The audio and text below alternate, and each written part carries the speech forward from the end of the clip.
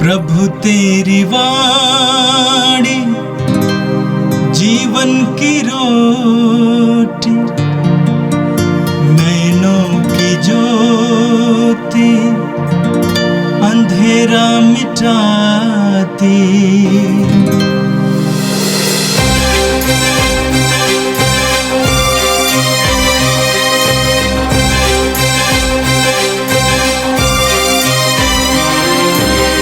प्रभु तेरी वाणी जीवन की रोटी, नैनों की ज्योति अंधेरा मिटाती। प्रभु तेरी वाणी जीवन की रोटी, नैनों की ज्योति अंधेरा मिटाती। वाणी वाणी वाणी वाणी वाणी पवित्र है, शाश्वत है, जीवन का मन्ना है। 5 फरवरी सोमवार।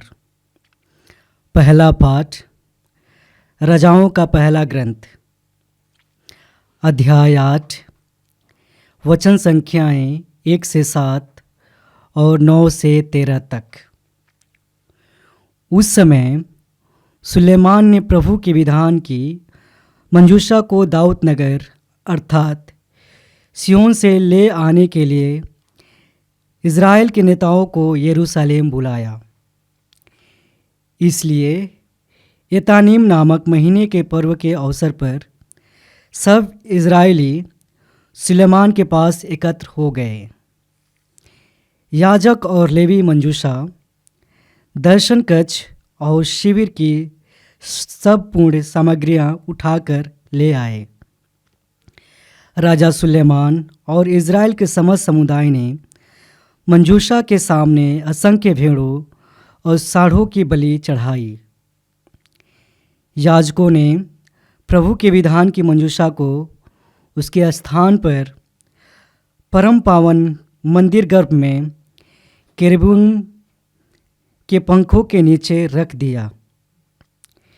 केरूबीम के पंख मंजूषा के स्थान के ऊपर फैले हुए थे और इस प्रकार मंजूषा तथा उसके डंडों को आच्छादित करते थे। मंजूषा में केवल उस विधान की 2 पट्टियाँ थीं जिसे प्रभु ने इज़राइलियों के लिए निर्धारित किया था जब वे मिस्र देश से निकल रहे थे। मूसा ने हेरेब में उन दोनों पट्टियों को मंजूषा में रखा था। जब याजक मंदिर गर्भ से बाहर निकले तो प्रभु का मंदिर एक बादल से भर गया और याजक मंदिर में अपना सेवा कार्य पूरा करने में असमर्थ थे। प्रभु का मंदिर प्रभु की महिमा से भर गया था। तब सुलेमान ने कहा, प्रभु ने अंधकारमय बादल में रहने का निश्चय किया। मैंने तेरे लिए एक भव्य निवास का निर्माण किया है, एक ऐसा मंदिर जहां तू सदा के लिए निवास करेगा। यह प्रभु की वाणी है। संत मार्कुस के अनुसार पवित्र सुसमाचार अध्याय 6 वाक्य 53 से 56 तक। समुद्र के उस पार गेनेसरेत पहुंचकर उन्होंने नाव किनारे लगा दी। ज्यों ही वे भूमि पर उतरे, लोगों ने ईसा को पहचान लिया और वे उस सारे प्रदेश से दौड़ते हुए आए। जहां कहीं ईसा का पता चलता था, वहां वे चारपाइयों पर पड़े रोगियों को उनके पास ले आते थे। गांव, नगर या बस्ती, जहां कहीं भी ईसा आते थे, वहां लोग रोगियों को चौकों पर रखकर अनुनय विनय करते थे कि वे उन्हें अपने कपड़े का पल्ला भर छूने दें। जितनों ने उनका स्पर्श किया वे सब के सब अच्छे हो गए।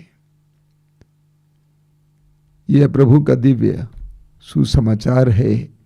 क्रिस्त प्रभु की जय। मेरे प्रिय भाई और बहनों, आज का पहला पाठ राजाओं के पहले ग्रंथ के अध्याय 8 से लिया गया था।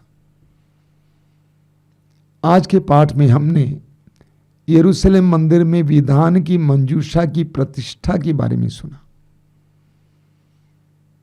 जब दाऊद इस्राएल का राजा बना और यरूशलेम में अपने महल में रहने लगा, तो दाऊद ने सोचा कि मैं विधान की मंजूषा को तंबू से उठाकर प्रभु के लिए निर्मित एक निवास स्थान में रखूंगा, प्रभु के लिए एक भव्य मंदिर का निर्माण करूंगा।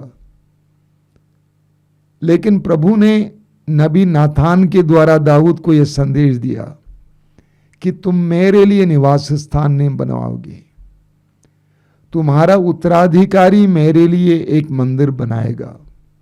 और ऐसा ही हुआ। राजा सुलेमान ने ईश्वर के लिए यरूशलेम में सियोन पर्वत पर एक सुंदर और भव्य मंदिर का निर्माण किया। मंदिर बनवाने के बाद तंबू में रखी गई प्रभु के विधान की मंजूषा को मंदिर में लाया गया। याजकों ने लाया और मंदिर गर्भगृह में उसको प्रतिष्ठित किया। और जिस समय याजकों ने प्रभु के विधान की मंजूषा को मंदिर के गर्भगृह में प्रतिष्ठित किया रखा, उस समय से पूरा मंदिर ईश्वर की महिमा से भर गया। यहां तक कि पुरोहित ईश्वर की सेवा करने में असमर्थ थे। प्रभु का सामर्थ्य और प्रभु की महिमा चारों ओर फैल गई। ये विधान की मंजूषा क्या थी, इसके बारे में वचन 9 में लिखा हुआ है। मंजूषा में केवल उस विधान की 2 पाटियां थी जिसे प्रभु ने इस्राएलियों के लिए निर्धारित किया था। जब वे मिस्र देश से निकल रहे थे, मूसा ने होरेब में उन दोनों पाटियों को मंजूषा में रखा था। विधान की मंजूषा वो बक्सा थी जिसके अंदर विधान की पाटियां रखी गई थी। ईश्वर के 10 नियमों की पाटियां रखी गई थी। और जहां कहीं भी इस्राएली जाते थे, उस मंजूषा को लेकर जाते थे बड़े आदर के साथ, सम्मान के साथ। ईश्वर के 10 नियमों की पाटियों को ईश्वर का निवास माना गया, ईश्वर की उपस्थिति माना गया। हर इस्राएली ईश्वर की 10 आज्ञाओं को अपने प्राणों से भी ज्यादा प्यार करता था। और इसलिए हर यहूदी या हर इस्राएली ईश्वर की आज्ञाओं का अक्षरशः पालन करता था। हम पढ़ते हैं स्तोत्र ग्रंथ के अध्याय 1 वाक्य 2 और 3 में, जो प्रभु का नियम हृदय से चाहता और दिन रात उसका मनन करता है, वह उस वृक्ष के सदृश है जो जल स्रोत के पास लगाया गया, जो समय पर फल देता है, जिसके पत्ते कभी मुरझाते नहीं। वह मनुष्य जो भी करता है सफल होता है। एक यहूदी के लिए ईश्वर की आज्ञाएं इतनी प्रिय थी। विधि विवरण ग्रंथ के अध्याय 32 वाक्य 47 में प्रभु कहते हैं, ये तुम्हारे लिए निरे शब्द नहीं है, बल्कि इन पर तुम्हारा जीवन निर्भर है। और प्रभु ईश्वर चाहता था कि इन नियमों का अक्षरशः पालन किया जाए। मत्ती के सुसमाचार के अध्याय 5 वाक्य 19 में हम पढ़ते हैं, प्रभु कहते हैं, इन आज्ञाओं में से किसी छोटी सी छोटी आज्ञा का भी जो पालन करता है और दूसरों को ऐसा सिखाता है, वह ईश्वर के राज्य में महान माना जाएगा, बड़ा माना जाएगा। लेकिन जो आज्ञाओं का उल्लंघन करता है और दूसरों को ऐसा करना सिखाता है, वह ईश्वर के राज्य में, स्वर्ग राज्य में छोटा माना जाएगा। प्रभु ईश्वर का वचन इस्राएलियों के लिए, यहूदियों के लिए उनके प्राणों से भी प्रिय था। और प्रभु के वचनों या आज्ञाओं की इस मंजूषा में प्रभु का सानिध्य है, यह उनका विश्वास था।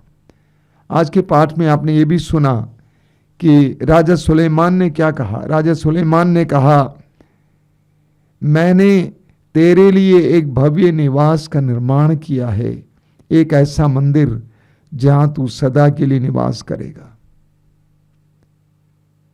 राजा सुलेमान के अंदर एक आत्मसंतुष्टि होती है कि मैंने प्रभु ईश्वर के लिए एक सुंदर मंदिर बनवाया है जिसके अंदर प्रभु का निवास बना रहेगा।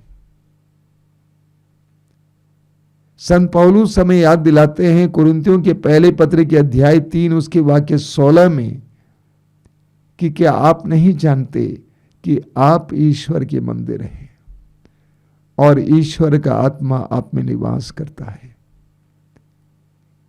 पहला कुरिन्थी अध्याय 6 वाक्य 19 में पौलुस कहते हैं कि आप नहीं जानते कि आपका शरीर ईश्वर का मंदिर है और ईश्वर का आत्मा आप में निवास करता है। संत योहन अपने पहले पत्र की अध्याय 4 वाक्य 4 में कहते हैं, जो आप में निवास करता है वह उससे महान है जो संसार में है। हम में से हर कोई ईश्वर का भवन है और हम में से हर एक के अंदर ईश्वर का निवास है। जितना हम उस निवास का अनुभव करेंगे, उसकी चेतना का एहसास करेंगे, उतना हमारे अंदर ईश्वर की महिमा छा जाएगी। हम प्रभु से प्रार्थना करें, जिस तरह यरूशलेम मंदिर में ईश्वर के विधान की मंजूषा रखी गई, मंदिर ईश्वर की महिमा से भर गई, उसी तरह प्रभु ईश्वर के वचनों को हम अपने जीवन में और अपने हृदय में ग्रहण करें ताकि हमारे जीवन में भी ईश्वर की महिमा प्रकट हो जाए। और आज का सुसमाचार संत मार्कुस के सुसमाचार की अध्याय 6 से लिया गया था। प्रेरित चरित्र के अध्याय 10 वाक्य 38 में प्रभु यीशु के बारे में लिखा गया है। लूकस लिखते हैं, ईश्वर ने ईसा को पवित्र आत्मा तथा सामर्थ्य से परिपूर्ण किया और वे चारों ओर घूम घूम कर भलाई करते रहे और शैतान के वश में पड़े रोगियों को चंगा करते थे। ईश्वर ने प्रभु यीशु को सामर्थ्य से भर दिया, पवित्र आत्मा से भर दिया और वे चारों ओर घूम घूम कर भलाई करते रहे और रोगियों को चंगा करते थे। लूकस के सुसमाचार के अध्याय 5 वाक्य 17 में हम पढ़ते हैं कि ईश्वर के प्रभु के सामर्थ्य से प्रेरित होकर प्रभु यीशु रोगियों को चंगा करते थे। लूकस के सुसमाचार के अध्याय 6 वाक्य 19 में हम पढ़ते हैं कि सभी लोग यीशु को स्पर्श करने का प्रयत्न करते थे क्योंकि उनके शरीर से शक्ति निकलती थी और सब रोगियों को चंगा करती थी। प्रभु यीशु पवित्र आत्मा से भरपूर थे। पवित्र आत्मा यीशु के अंदर क्रियाशील था। आज के सुसमाचार में आपने सुना कि ज्यों ही वे भूमि पर उतरे, लोगों ने ईसा को पहचान लिया और वे उस सारे प्रदेश से दौड़ते हुए आए। जहां कहीं ईसा का पता चलता था, वहां वे चारपाइयों पर पड़े रोगियों को उनके पास ले आते थे। गांव, नगर या बस्ती, जहां कहीं भी ईसा आते थे, वहां लोग रोगियों को चौकों पर रखकर अनुनय विनय करते थे कि वे उन्हें अपने कपड़े का पल्ला भर छूने दें। जितनों ने उनका स्पर्श किया वे सब के सब अच्छे हो गए। योहन के सुसमाचार के अध्याय 1 वाक्य 14 में योहन कहते हैं कि प्रभु यीशु अनुग्रह तथा सत्य से परिपूर्ण थे। यीशु अनुग्रह तथा सत्य से परिपूर्ण थे। यीशु से कृपा बह रही थी। इसलिए आज के सुसमाचार में आपने सुना, जितनों ने यीशु को स्पर्श किया उन सब लोगों ने यीशु से चंगाई पाई। आज भी यही सत्य है, ये सच्चाई है। जितने लोग यीशु को स्पर्श करते हैं उन सबको यीशु चंगाई देते हैं, बंधनों से आजादी देते हैं। लोग आश्रम में आते हैं अपनी समस्याओं को लेकर, मैं उनसे कहता हूं कि प्रभु के करीब जाइए। प्रभु ने आवाज दी, थके मांदे और बोझ से दबे लोगों, तुम सब के सब मेरे पास आओ, मैं तुम्हें विश्राम दूंगा। यीशु के पास हमारे लिए विश्राम है, यीशु के पास शांति है, यीशु के पास चंगाई है। मार्कुस के समाचार के अध्याय 5 में हम उस नारी के बारे में पढ़ते हैं जो रक्तस्राव से पीड़ित थी और उसने विश्वास किया, यदि मैं यीशु नाजरी के कपड़े के पल्ले भर छू पाऊंगी मैं चंगी हो जाऊंगी। उसने अपने विश्वास के अनुसार यीशु के कपड़े के पल्ले को छू लिया और वो चंगी हो गई। जितनों ने यीशु को स्पर्श किया वे सब के सब चंगे हो गए। जब हम यीशु को विश्वास के द्वारा स्पर्श करते हैं, प्रार्थना की गहराई में स्पर्श करते हैं, प्रभु हमें चंगा करते हैं, हमें आजाद करते हैं, हमें स्वतंत्र करते हैं। आइए हम प्रार्थना करें। धन्यवाद देते हैं प्रभु आज के सुंदर दिन के लिए, जीवन के वरदान के लिए धन्यवाद देते हैं। धन्यवाद देते हैं तेरे दानों के लिए, धन्यवाद देते हैं विश्वास के वरदान के लिए। हम तुझसे प्रार्थना करते हैं जितनी इच्छा के साथ, जितनी श्रद्धा और भक्ति के साथ लोग यीशु के पास आते थे अपनी दुर्बलताओं को लेकर, हमारे अंदर भी वैसी भक्ति उत्पन्न कर। अपनी पीड़ाओं में, अपनी दुर्बलताओं में हम तेरे पास आ सकें, तुझे स्पर्श कर सकें। हमें इतना विश्वास दीजिए, प्रार्थना की दृढ़ता दीजिए। ये प्रभु यीशु इन वचनों को सुनने वाले मेरे भाई बहनों को आशीर्वाद देना। आज का संपूर्ण दिन उनके लिए आशीष का दिन बने, अनुग्रह का दिन बने। हमारी इस प्रार्थना को ग्रहण कर, आमीन। प्रभु तेरी वाणी जीवन की रोटी, नैनों की ज्योति अंधेरा मिटाती। वाणी वाणी वाणी वाणी वाणी पवित्र है, शाश्वत है, जीवन का